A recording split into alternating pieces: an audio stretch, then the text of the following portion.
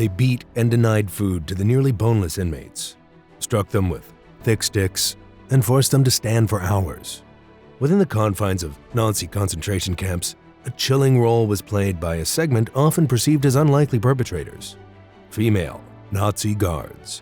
These women, far from the traditional roles of nurturers or caretakers, wielded power with a ferocity and inhumanity that matched and sometimes surpassed that of their male counterparts.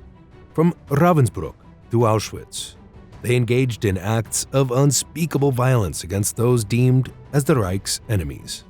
The infliction of pain was not just a duty. For some, it became a twisted form of entertainment, a grotesque display of power over life and death.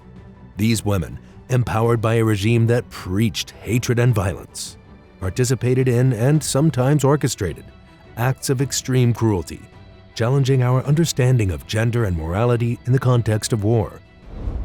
Female guards, called SS Aufseherinnen in the SS jargon, were only employed in concentration camps designated for women, adhering to a tight gender division as per Heinrich Himmler's demands. The organization of these camps was nearly the same as that of the camps for males established in 1933-1934. Along with it, Himmler produced a brand new class of female guards. There was a particular rank for female guards in the hierarchy. On the one hand, they shared the same status as Reich employees as SS men, and were subject to SS authority. They may take on the role of chief overseer or head of a subcamp. Senior personnel and camp commandants at women's camps were always men, and female guards answered to the Kommandantur, or the camp commandant in higher ranks of the SS. It is only possible to estimate the total number of female guards that were stationed in Nazi concentration camps between May 1939 and May 1945. According to Nazi figures from January 1945, there were 3,508 female camp guards and 37,674 male SS. Irma Grese, at the Auschwitz and Ravensbrück concentration camps, worked as an SS guard. Grese was considered a nymphomaniac because of her repeated sexual encounters with other SS guards and her history of sexual aggression against captives. She participated in the selection process for the gas chamber and frequently picked ladies. Grese was known for being involved in acts of sadism directed against the female captives who were destitute. During World War II, Elisabeth Volkenrath worked as a supervisor at several Nazi concentration camps. Volkenrath was in charge of choosing captives for the gas chamber, and subsequently took over responsibility for choosing all female detainees for the camps. She was found guilty of crimes against humanity at the Belsen trial, and was ultimately given the death penalty. Ilse Koch was named the Witch of Buchenwald.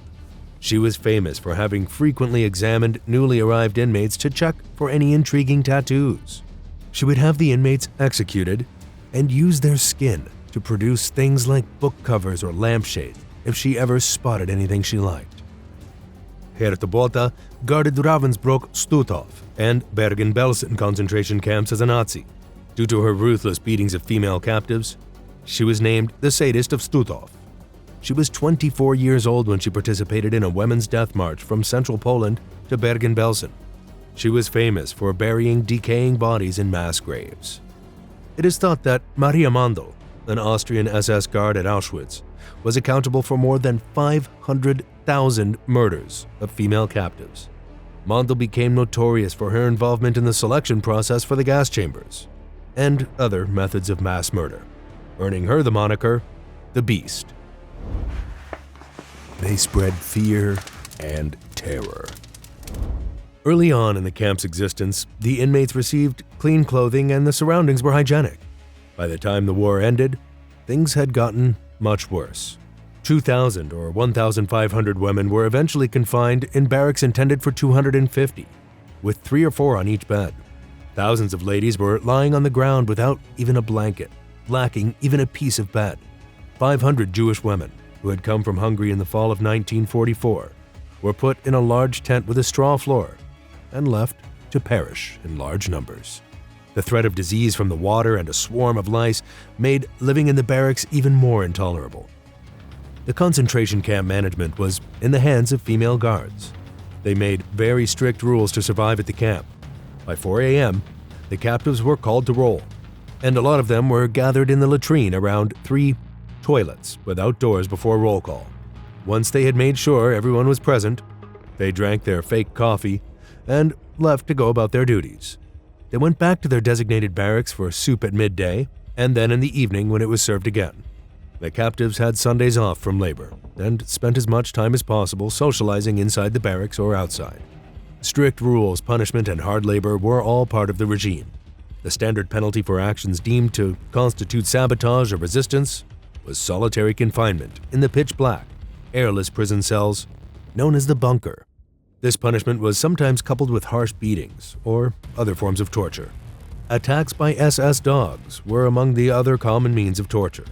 Apart from the bunker, there was a barrack that functioned as a punishment block and was fenced off from the camp.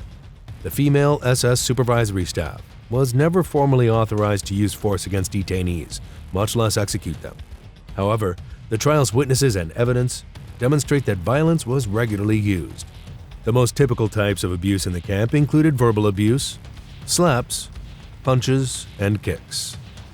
The female guards were also famous for taking forced work from all captives, including women and children.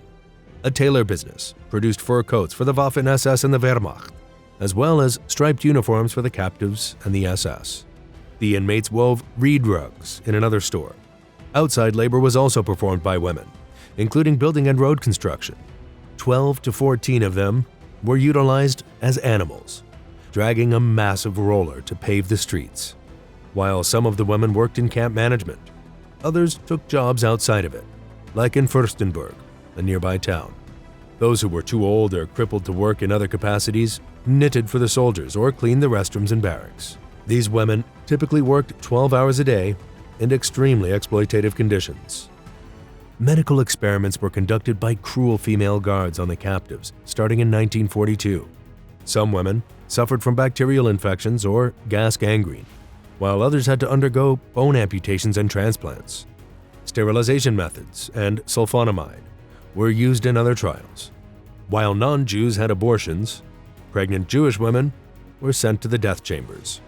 In the most notorious tests, German soldiers' leg wounds from the battlefield were replicated using Polish women as guinea pigs. Those who survived were left disabled and disfigured, and the majority of these women either died or were murdered later. 3,500 female SS supervisors were trained at Ravensbrück between 1942 and 1943. These supervisors went on to abuse, torture, and murder women in other camps. A gas chamber was built at Ravensbrück in February 1945.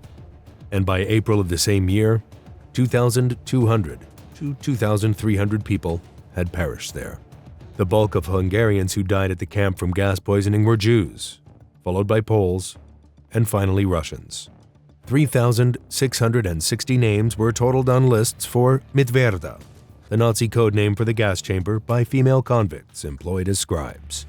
However, the number of women killed in the camp's gas chamber is estimated to be between 5,000 and 6,000.